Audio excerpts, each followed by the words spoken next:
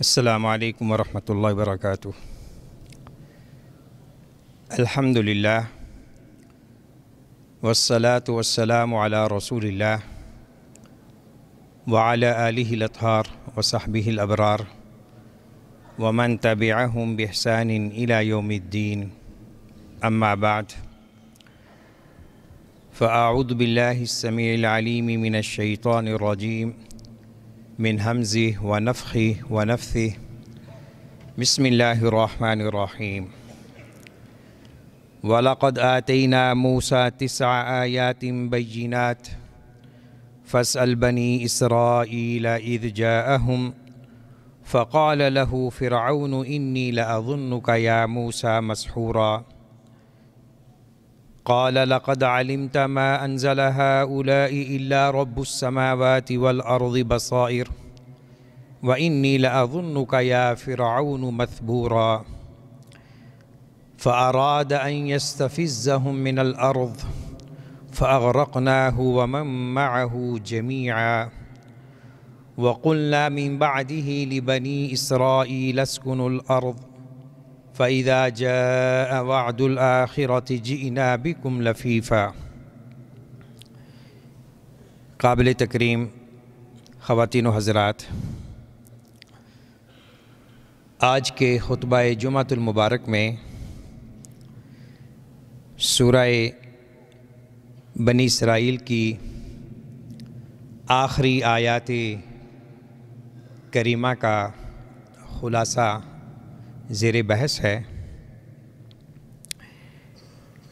آیت نمبر 101 سے 104 تک اللہ رب العزت نے بنی اسرائیل بالخصوص موسیٰ علیہ السلام اور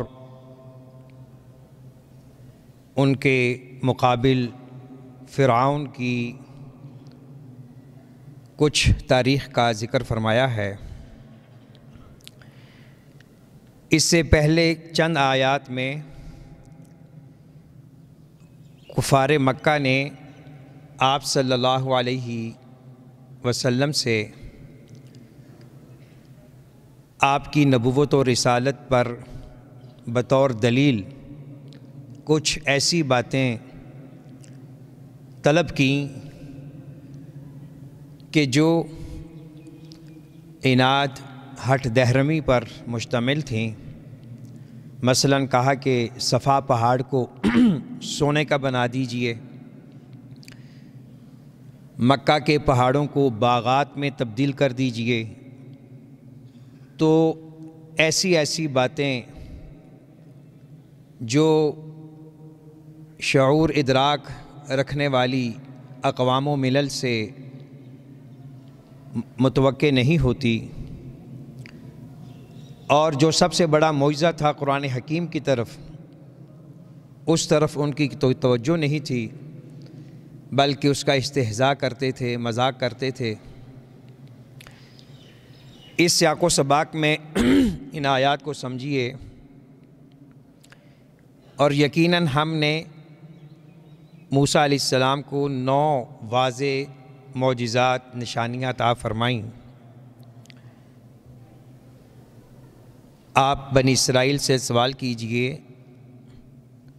جب وہ ان کے پاس آئے اور کہا کہ فرعون انی لأظنک، فقال له فرعون، موسیٰ علیہ السلام وہ دلائل لے کر آئے، مثلاً ید بیضا اور لاٹھی اور دیگر معجزات، طوفان، مینڈک، خون وغیرہ۔ تو فرعون نے ان دلائل معجزات کو دیکھ کر وہ جواب دیا جو ہر اس شخص کا جواب ہوتا ہے جو دلیل، برہان، بصیرت سے عاری ہوتا ہے۔ فرعون چونکہ اپنے آپ کو بہت بڑا حکمران اور انا ربکم الاعلیٰ کا دعویٰ کرنے والا سمجھ رہا تھا، تو ان معجزات کے سامنے کوئی جواب نہ بن پایا، تو کہا کہ موسیٰ میں تو سمجھتا ہوں کہ آپ جادو زدہ ہیں، آپ پر جادو کر دیا گیا ہے تو یہ آپ کی سچائی صداقت کے دلائل نہیں ہیں۔ تو آگے سے موسیٰ علیہ السلام نے بڑے تحمل سے بردباری سے جواب دیا کہ بھائی آپ کو معلوم ہے کہ یہ جو دلائل معجزات ہیں، جو نشانیاں میں لے کر آیا ہوں، یہ اس رب کی طرف سے ہیں جو آسمان اور زمینوں کا مالک ہے، خالق ہے، اور اس نے یہ مجھے بطور نشانیاں، دلائل، براہین عطا کیے ہیں۔ وَإِنِّي لَأَظُنُّكَ يَا فِرْعَوْنُ مَثْبُورًا، اور جو تو مجھے کہہ رہا ہے کہ مجھے جادو ہو گیا ہے، میں یہ دیکھ رہا ہوں کہ تو ان معجزات کا انکار کر رہا ہے، حق بات کو ٹھکرا رہا ہے، تو تیری تباہی و بربادی کا وقت قریب ہے۔ میں تو تجھے ہلاک ہونے والوں میں دیکھ رہا ہوں۔ حضرات انبیاء علیہم السلام کو معلوم ہوتا ہے، فہم و بصیرت کے مالک ہوتے ہیں، کہ جب کسی قوم کا عناد، تعصب، ہٹ دہرمی اس حد تک پہنچ جائے تو پھر اللہ کی طرف سے تازیانہ عبرت نازل ہوتا ہے۔ ان بطش ربک لشدید۔ فرعون اور اس کے حواریوں نے بڑی کوشش کی کہ موسیٰ علیہ السلام اور آپ کی قوم کو قتل کے ذریعے ناپید کر دیا جائے، ان کو زمین سے نکلنے پر مجبور کر دیا جائے۔ یہ اس ملک کے باسی نہیں بن سکتے۔ ہر جابر متکبر انسان پھر آخر جس کی لاٹھی اس کی بھینس پر عمل کرتا ہے، اپنی طاقت اور قوت کو استعمال میں لاتا ہے، لیکن جو ان تمام طاقتوں قدرتوں پر غالب ہے، ہر چیز پہ قادر ہے، اس کی نظر میں اور اس کی سنت میں کچھ اور فیصلے ہوتے ہیں۔ وہ فرعون جو ہر قسم کے اختیار، اقتدار، بادشاہت پر فائز تھا، اس نے جب بنی اسرائیل کو قتل کرنا شروع کیا اور ان کو وطن سے نکلنے پہ مجبور کر دیا، تو پھر اللہ نے اپنا فیصلہ یوں فرمایا، فَأَغْرَقْنَاهُ وَمَن مَّعَهُ جَمِيعًا۔ فرعون اور اس کی قوم کو جو اس کے ساتھی تھے، ہم نے ان کو غرق آب کر دیا، تباہ و برباد کر دیا۔ یہ واقعہ سورہ یونس میں مفصل موجود ہے، اور بھی دیگر آیات میں یہاں اللہ نے اشارہ کیا ہے کہ جس نے اپنی طاقت، گھمنڈ، غرور پر ناز کرتے ہوئے ایک ایسی قوم کو جلا وطن کرنا چاہا، ان کو قتل کرنے لگا کہ جو معاشی، سماجی، معاشرتی، سیاسی اعتبار سے اس وقت کے پیسے ہوئے لوگ تھے، تو پھر اللہ تعالیٰ نے اس قوم کی مدد یوں فرمائی کہ فرعون جو جبروت، طاقت، قوت کا ایک سمبل بنا ہوا تھا، اللہ نے اس کو ایسے برباد کیا کہ کوئی انسان تصور بھی نہیں کر سکتا تھا۔ قوم کو، موسیٰ علیہ السلام اور ان کی قوم کو نجات دے دی، اور جب وہ سمندر میں داخل ہوا، اس کی قوم، اس کی فوجیں، تو اللہ نے ان کو برباد کر دیا، اور پھر ان کو ہلاک نہیں کیا بلکہ قیامت تک آنے والے لوگوں کے لیے اس کی لاش کو اور اس واقعہ کو عبرت کا نشان بنا دیا۔ پھر اللہ فرماتے ہیں کہ ہم نے بنی اسرائیل سے کہا کہ اب تم زمین میں امن و سلامتی سے رہو، اور جب آخرت کا وعدہ آئے گا ہم سب تمہیں اٹھائیں گے۔ ان آیات میں نبی اکرم صلی اللہ علیہ وسلم کی سیرت طیبہ کے حوالے سے بھی کچھ اشارات، بشائر ہیں۔ اللہ کے رسول صلی اللہ علیہ وسلم کو اہل مکہ کی طرف سے بڑی اذیتیں دی جا رہی تھیں، تکالیف دیے جا رہے تھے۔ وہ آپ سے طرح طرح کے لا یعنی غیر معقول قسم کے مطالبات کر رہے تھے، اور وہ وقت بھی آیا کہ آپ کے قتل کے درپے ہو گئے، آپ کو آپ کے وطن مألوف مکہ المکرمہ سے نکلنے پر مجبور کیا جانے لگا۔ تو اللہ کے رسول صلی اللہ علیہ وسلم کے لیے ان آیات میں گویا سامان تسلی ہے کہ آپ گھبرائیے نہیں۔ جس طرح ہم نے اہل حق موسیٰ علیہ السلام اور ان کی قوم کی مدد فرمائی تھی، وہ وقت آنے والا ہے کہ یہ کفار مکہ جو آپ کو قرآن حکیم کو ٹھکرا رہے ہیں، یہ تباہی کے دہانے پر پہنچ رہے ہیں، ان کے زوال کا وقت شروع ہونے والا ہے۔ اور وہ وقت پھر چند سالوں کے بعد آ گیا کہ جب آپ کو مکہ سے مظلومیت مقہوریت کے عالم میں نکال دیا گیا، 8 سال کے بعد آپ فاتحانہ انداز میں مکہ میں داخل ہو رہے ہیں۔ گویا کہ بعض مفسرین کی روشنی میں اس میں فتح مکہ کی بشارت بھی ہے اس واقعہ میں۔ اگلی آیات میں اللہ رب العزت نے قرآن حکیم اور نبی اکرم صلی اللہ علیہ وسلم کے منصب کے بارے میں چند حقائق کا ذکر فرمایا ہے۔ وَبِالْحَقِّ أَنزَلْنَاهُ وَبِالْحَقِّ نَزَلَ وَمَا أَرْسَلْنَاكَ إِلَّا مُبَشِّرًا وَنَذِيرًا وَقُرْآنًا فَرَقْنَاهُ لِتَقْرَأَهُ عَلَى النَّاسِ عَلَى مُكْثٍ وَنَزَّلْنَاهُ تَنزِيلًا۔ ان آیات کا مفہوم یہ ہے کہ حق کے ساتھ ہم نے اس قرآن حکیم کو نازل کیا، حق ہی کے ساتھ نازل کیا اور حق ہی کے ساتھ یہ نازل ہوا۔ اور اے محمد صلی اللہ علیہ وسلم، ہم نے آپ کو خوشخبری دینے والا، ڈرانے والا بنا کر بھیجا ہے۔ اس آیت میں قرآن حکیم کی حقانیت، صداقت کا بیان ہے۔ قرآن حکیم وہ کتاب رشد و ہدایت ہے، وہ کتاب فہم و بصیرت ہے، وہ کتاب علم و عمل ہے جو اللہ رب العزت نے حق کے ساتھ نازل فرمائی جبریل علیہ السلام کے ذریعے۔ اور اس کتاب کے نزول میں اور اس کی تلاوت میں، اس کو سمجھنے سمجھانے میں اللہ نے بڑی آسانیاں پیدا فرمائی ہیں، اور یہ بڑے محفوظ طریقے سے نازل ہوا ہے۔ اس میں کسی قسم کا شک اور شبہ نہیں ہے۔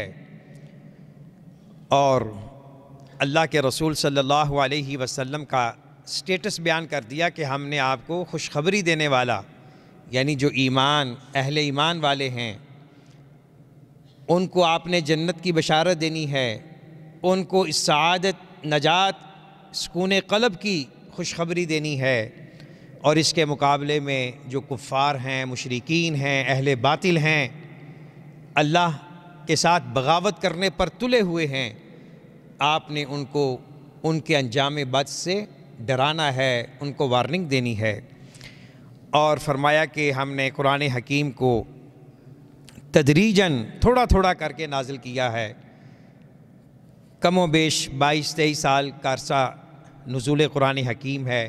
اس کی بڑی حکمتیں ہیں، ان میں سے یہ ہے تاکہ اس قرآن حکیم پر عمل کرنا، اس کو سمجھنا اور اس کے مطالب مفاہیم کو اچھی طرح جاگزین کرنا، اور اسی طرح نبی اکرم صلی اللہ علیہ وسلم کو تسلی دینا بھی اس کی حکمتوں میں سے اہم حکمت ہے کہ جب آپ اپنے مخالفین، اپنے دشمنوں کے اعتراضات اور ان کے بے جا سوالات سے ڈسہارٹ ہوتے تو اللہ کے رسول صلی اللہ علیہ وسلم کے سینہ اطہر پر ان آیات کا نزول ہوتا تو آپ کو ایک گونا اطمینان قلب حاصل ہوتا اور آپ کو اپنی حقانیت، صداقت پر مزید یقین ہو جاتا۔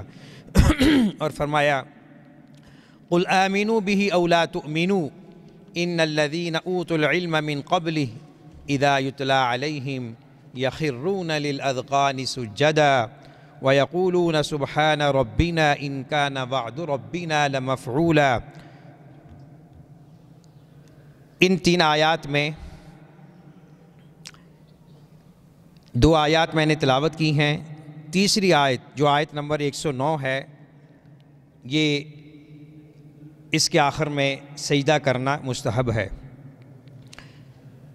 تو اللہ فرما رہے ہیں آپ اعلان کر دیجئے کہ آپ اس کتاب پر ایمان لائیں یا نہ لائیں، یہ کتاب برحق ہے، سچ ہے، اور یہ میری نبوت اور صداقت کی سب سے بڑی دلیل ہے۔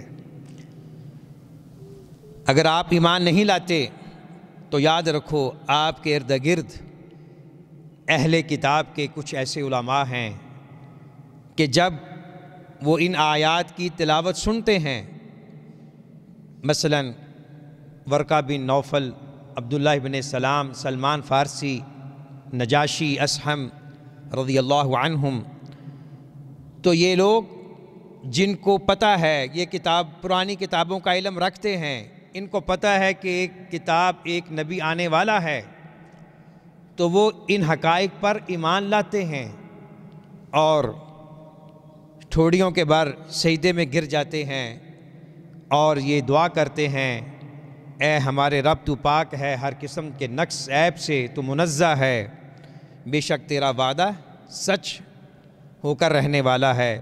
پھر وہ سجدے میں گرتے ہیں، روتے ہیں اور قرآن حکیم پر ایمان اور حقانیت، صداقت پر ان کا یقین ان کو خشوع اور خضوع میں مزید بڑھا دیتا ہے۔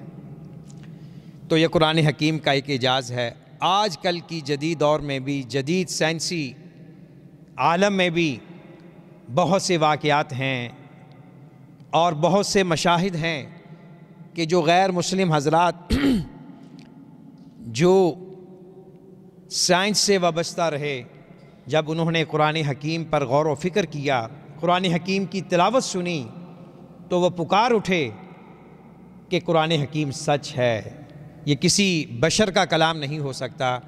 تو بہت سے حضرات قرآن حکیم کی تلاوت سن کر دارہ اسلام میں داخل ہوئے، گویا کہ یہ زندہ اعجاز آج بھی دیکھا جاتا ہے اور تاریخ کے صفحات اس بات پر گواہ ہیں۔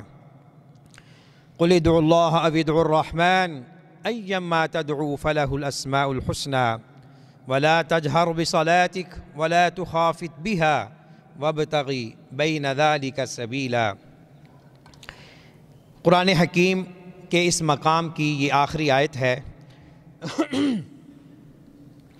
اللہ رب العزت نبی اکرم صلی اللہ علیہ وسلم کو حکم دے رہے ہیں، آرڈر کر رہے ہیں کہ آپ کہہ دیجئے ادعوا اللہ او ادعوا الرحمن، اللہ کو پکارو یا رحمان کو پکارو، یہ برابر ہے۔ اللہ بھی ایک ذات کا نام ہے، الرحمن بھی اسی کی صفت ہے۔ ایما تدعو فلہ الاسماء الحسنى، کسی نام سے بھی پکارو اس کے خوبصورت نام ہیں۔ ولا تجہر بصلاتک، آپ اپنی نماز میں اپنی آواز کو زیادہ بلند مت کیجئے، ولا تخافت بها، اور نہ ہی پست کیجئے، وابتغ بین ذلک سبیلا، اس کے درمیان کوئی راستہ اختیار کیجئے۔ یہ سورہ بنی اسرائیل کی سیکنڈ لاسٹ 110 نمبر آیت ہے۔ اس آیت کا پس منظر کچھ یوں ہے کہ مشرکین مکہ کو اعتراضات کرنے کی عادت تھی۔ ایک بیجا اعتراض یہ کیا کہ اے محمد صلی اللہ علیہ وسلم، اگر آپ صرف اور صرف ایک اللہ کی عبادت کی طرف بلاتے ہیں تو پھر آپ دعا میں یا رحمان یا رحیم کیوں کہتے ہیں؟ یہ کون ہیں؟ ہمیں ان سے کوئی سروکار نہیں، ہم نہیں جانتے۔ سورہ الفرقان کی آیت میں اس کا ذکر ہے، اور صلح حدیبیہ کا جو واقعہ ہے، جب معاہدہ لکھنے کا وقت آیا، اس وقت بھی جب آپ نے بسم اللہ الرحمن الرحیم لکھنے کا حکم دیا تو جو کفار کا نمائندہ تھا اس نے کہا کہ ہم اس بات کو نہیں مانتے، اگر ہم رحمان رحیم کو مان لیں تو پھر لڑائی کس بات کی، اسے حذف کر دیجئے۔ تو آپ نے مصلحت اور حکمت کے تحت ان کی اس بات کو بھی تسلیم کیا۔ تو کہا کہ یہ الرحمن الرحیم کون ہیں، ہم نہیں جانتے۔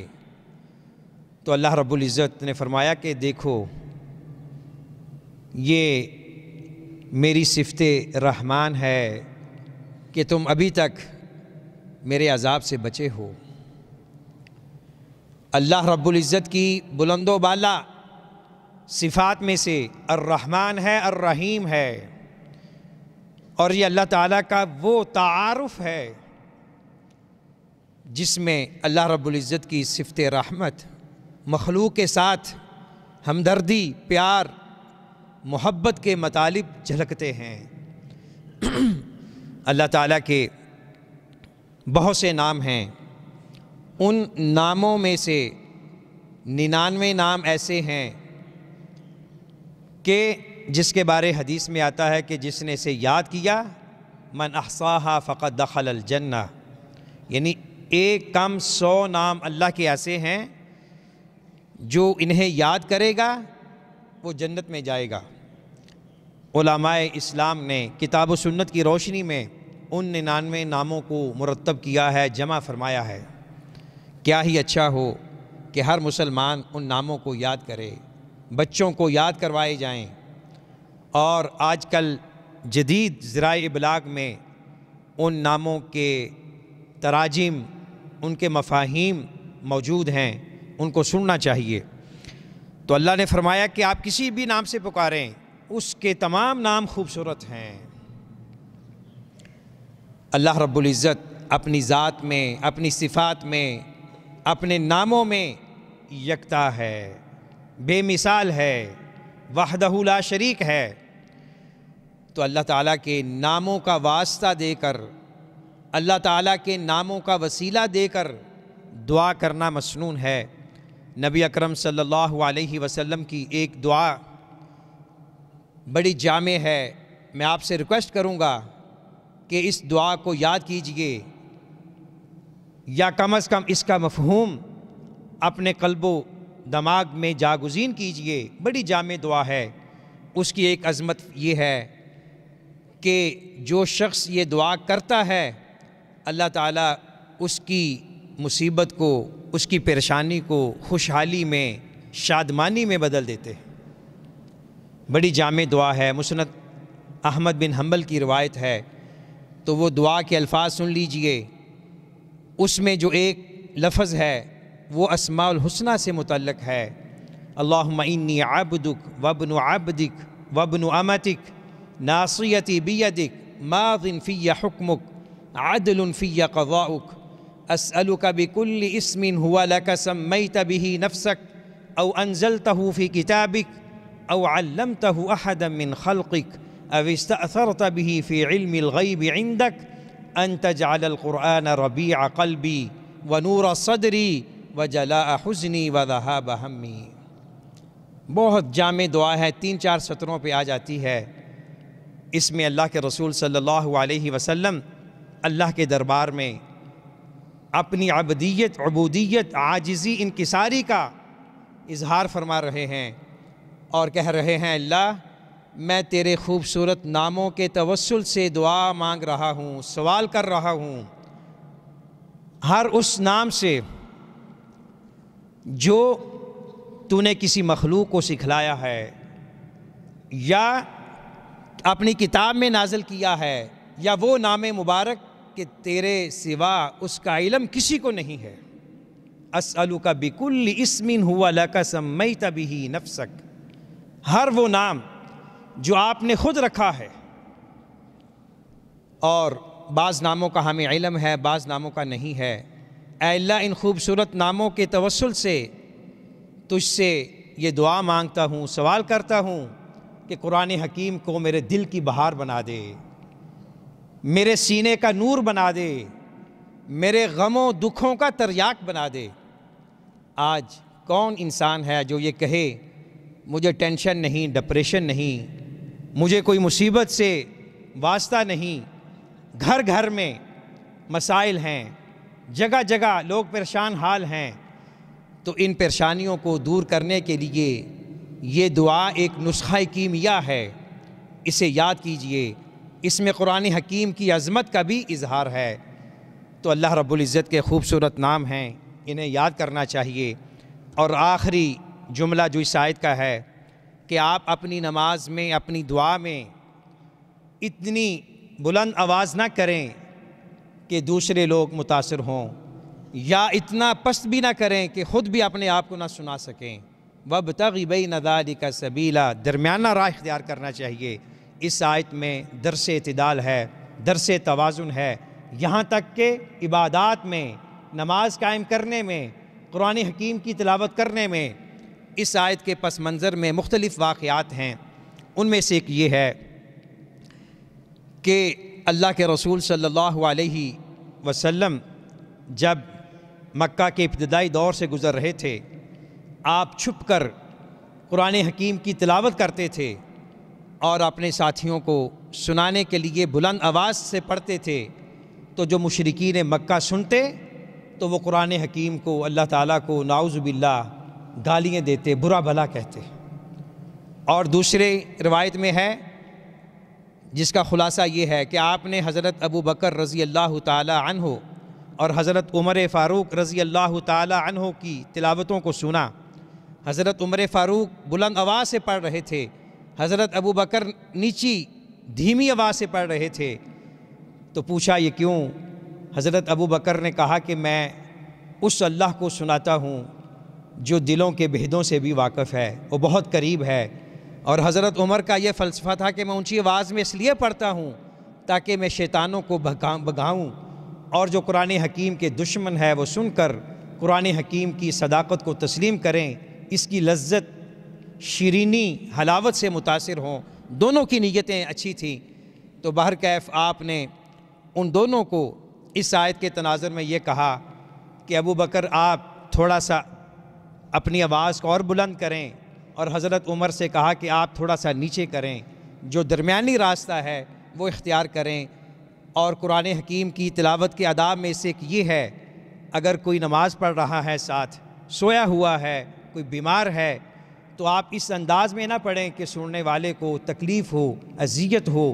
مسلمان سن کر اذیت و نہیں کرتا، وہ کسی غم اور پریشانی کا اظہار نہیں کرتا، لیکن نفسیاتی طور پر کسی کو بلند آواز میں پڑھنا ناگوار گزر سکتا ہے، اور اس کے دل میں قرآن حکیم کے بارے میں ناگوار جذبات امڑ سکتے ہیں۔ تو یہ حکمت ہے قرآن حکیم کو درمیانی آواز میں پڑھنے کی۔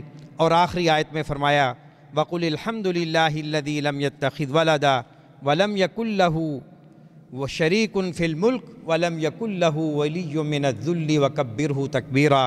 اللہ نے اپنا تعارف فرماتے ہوئے یہاں فرمایا، کہہ دیجئے ہر قسم کی تعریف اس اللہ کے لیے ہے جس نے کسی اولاد کو نہیں بنایا، یعنی اس کی کوئی اولاد نہیں، اور اس کی بادشاہت میں کوئی شریک نہیں، اور اس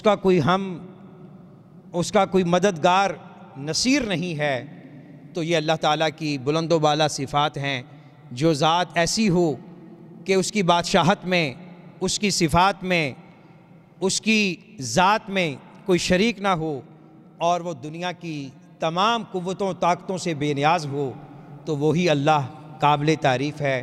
اسی کی عبادت کرنی چاہیے، اسی سے دعائیں کرنی چاہیے، اسی کی تکبیر کرنی چاہیے، اسی کی عظمت بڑھائی بیان کرنی چاہیے۔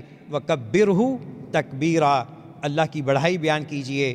اللہ کی بڑھائی بیان کرنے کے مختلف صیغے ہیں، اللہ اکبر کبیرا، والحمد للہ کثیرا، وسبحان اللہ بکرۃ واصیلا۔ اس میں تکبیر بھی ہے، تحمید بھی ہے، تسبیح بھی ہے۔ ہم 5 اوقات میں اذانیں سنتے ہیں بار بار، اللہ اکبر، اللہ اکبر۔ تو اللہ کی عظمت، اللہ کی بڑھائی کو بیان کرنا اللہ کا حکم ہے، پوری امت کو حکم ہے۔ تو اللہ کی بڑھائی، اس کی عظمت اور اس کی جلالت کو بیان کرنے کے مختلف وسائل ہیں، ذرائع ہیں۔ ان میں سے سب سے بڑا ذریعہ نماز ہے۔ نماز اللہ رب العزت کی عظمت، جلالت پر ایک عملی ثبوت ہے۔ دعا ہے اللہ رب العزت ہمیں قرآن حکیم کے احکامات پر عمل کرنے کی توفیق نصیب فرمائے۔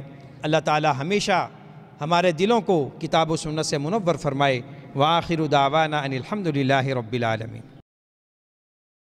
ان الحمد للہ نحمده ونستعینه ونستغفره ونعوذ باللہ من شرور انفسنا ومن سیئات اعمالنا من يهده الله فلا مضل له ومن يضلل فلا هادي له وأشهد أن لا إله إلا الله وحده لا شريك له وأشهد أن محمدًا عبده ورسوله يا أيها الذين آمنوا اتقوا الله حق تقاته ولا تموتن إلا وأنتم مسلمون يا أيها الناس اتقوا ربكم الذي خلقكم من نفس واحدة وخلق منها زوجها وبث منهما رجالا كثيرا ونساء واتقوا الله الذي تساءلون به والأرحام إن الله كان عليكم رقيبا يا أيها الذين آمنوا اتقوا الله وقولوا قولا سديدا يصلح لكم أعمالكم ويغفر لكم ذنوبكم ومن يطع الله ورسوله فقد فاز فوزا عظيما أما بعد فإن خير الحديث كتاب الله وخير الهدي هدي محمد صلى الله عليه وسلم وشر الأمور محدثاتها وكل محدثة بدعة وكل بدعة ضلالة وكل ضلالة في النار أعوذ بالله السميع العليم من الشيطان الرجيم بسم الله الرحمن الرحيم وبالحق أنزلناه وبالحق نزل وما أرسلناك إلا مبشرا ونذيرا وقرآنا فرقناه لتقرأه على الناس على مكث ونزلناه تنزيلا قل آمنوا به أو لا تؤمنوا إن الذين أوتوا العلم من قبله إذا يتلى عليهم يخرون للأذقان سجدا ويقولون سبحان ربنا إن كان وعد ربنا لمفعولا عباد الله نحن مع مجموعة من الآيات الكريمات من سورة الإسراء.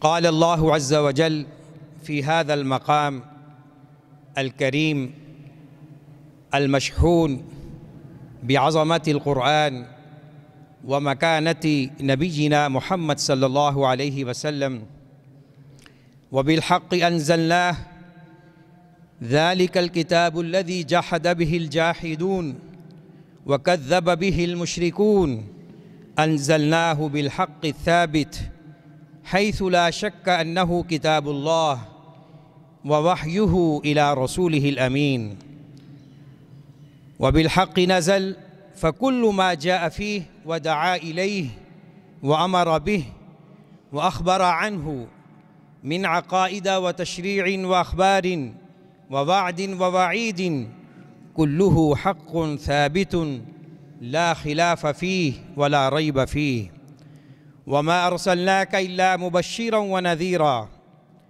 أي لم نرسلك لخلق الهداية في قلوب عبادنا ولا لإجبارهم بقوة السلطان على الإيمان بنا وتوحيدنا وإنما أرسلناك للدعوة والتبليغ مبشرا من أطاعنا بالجنة ومنذرا من عصانا مخوفا من النار.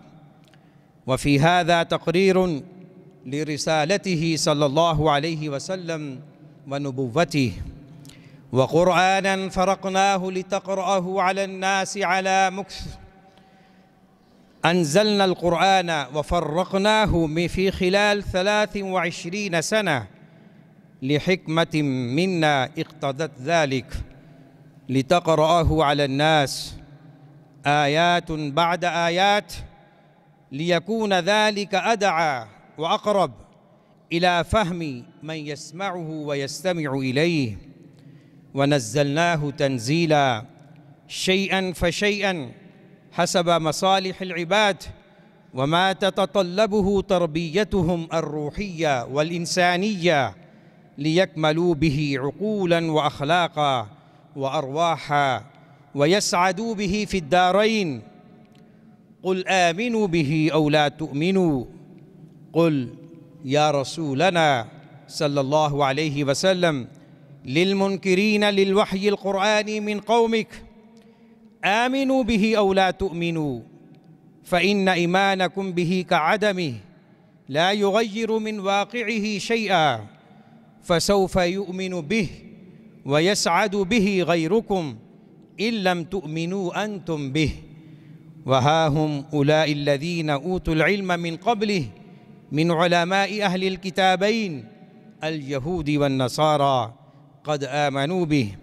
يريد أمثال عبد الله بن السلام وسلمان الفارسي والنجاشي أصحم الحبشي رضي الله عنهم. إذا يتلى عليهم أي يقرأ عليهم يخرون للأذقان سجدا، يخرون ساجدين على أذقانهم ووجوههم ويقولون حال سجودهم سبحان ربنا إن كان وعد ربنا لمفعولا. في الآية دليل على مشروعية التسبيح في السجود، وشاهده من السنة ما جاء في صحيح مسلم عن عائشة رضي الله عنها قالت كان رسول الله صلى الله عليه وسلم يكثر أن يقول في سجوده وركوعه سبحانك اللهم ربنا وبحمدك اللهم اغفر لي. وورد أن فعله استجابة لقول الله تعالى فسبح بحمد ربك واستغفره إنه كان توابا. سبحان ربنا أي تنزيها له أن يخلف وعده، إذ وعد أنه يبعث نبي آخر الزمان وينزل عليه قرآنا عظيما إن كان وعد ربنا لمفعولا، إقرارا منه بالنبوة المحمدية والقرآن العظيم، أي ناجزا إذ وعد بإرسال النبي الخاتم وإنزال الكتاب عليه فأنجز ما وعد. وهكذا وعد ربنا دائما ناجز لا يتخلف. يخرون للأذقان يبكون عندما يسمعون القرآن، لا يسجدون فحسب بل يخرون يبكون، ويزيدهم سماع القرآن وتلاوته خشوعا في قلوبهم واطمئنانا في جوارحهم لأنه الحق سمعوه من ربهم. عباد الله رحمكم الله. ومن هذه الآيات الكريمات ومن هديها ومستفاداتها القرآن حق من الله وما نزل به كله حق. الندب إلى ترتيل القرآن لا سيما عند قراءته على الناس لدعوتهم إلى الله تعالى. تقرير نزول القرآن مفرقة في 23 سنة، تقرير النبوة المحمدية على صاحبها أفضل الصلاة وأزكى التسليم بنزول القرآن، وإيمان من آمن به من أهل الكتاب. بيان حقيقة السجود وأنه وضع الوجه على الأرض تذللا وخضوعا لله عز وجل. بارك الله لي ولكم في القرآن العظيم ونفعني وإياكم بما فيه من الذكر الحكيم. وأقول قولي هذا واستغفروه إنه هو الغفور الرحيم. الحمد لله الكبير المتعال المجازي عباده في الحال والمآل، وأشهد أن لا إله إلا الله ذو العظمة والجلال، وأشهد أن محمدًا عبده ورسوله أفضل العالمين في كل الخصال. اللهم صل وسلم على محمد وعلى آله الأطهار وأصحابه الأبرار خير صحب وأشرف آل. أما بعد، يا عباد الله، اعلموا أن الدنيا دار ممر وأن الآخرة هي دار المقر، فتزودوا من ممركم لمقركم وتأهبوا ليوم حسابكم وعرضكم.